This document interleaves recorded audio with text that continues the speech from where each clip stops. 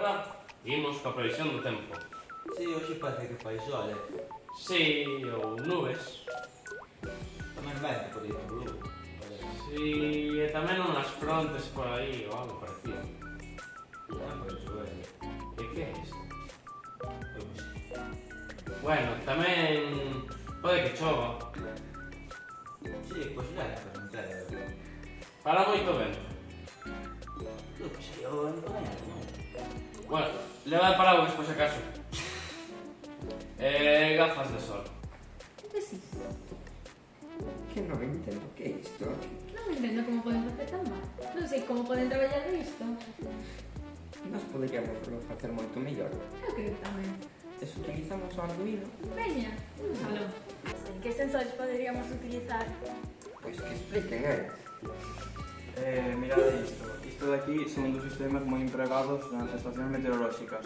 Isto que teño eu é un pluviómetro que sirve para medir a cantidade de auga. Isto de aquí é o sistema que hai dentro, que non deixa de ser un sistema Arduino un pouco máis complexo, pero non deixa de ser un. É moi sinxelo, simplemente ten unha cuchariña de 0,2 milímetros e vai contando cantas veces bota auga. Ti, Teo, que tes? Isto de aquí é un anemómetro que, como podedes ver, sirve para medir a velocidade do vento e isto, obviamente, como xa dixo o meu compañeiro, é un dos sensores que se empregan para medir condicións meteorolóxicas e facer un programa de Arduino.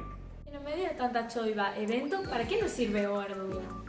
Pois mirade, isto que temos aquí é un Arduino feito por nós. Isto de aquí é unha pantalla LED que marca a nosa temperatura que fai agora, que son case 24 grados, e o medimos co este termómetro que o conectamos ao Arduino. Isto tamén é un reloxo que nos sirve para medir a hora actual e ten pila para poder almacenar os datos da hora, xa que se o desconectáramos da rede non funcionaría e a hora quedaríase colgado. Esta tarxeta de aquí sírvenos tamén para almacenar os datos que se recollen dentro deste pequeno programa. Como podedes ver, isto é o motor do programa que o que nos di é que recolla os datos e que os mostre nesta pequena pantalla. E agora sí que temos datos moito máis exactos.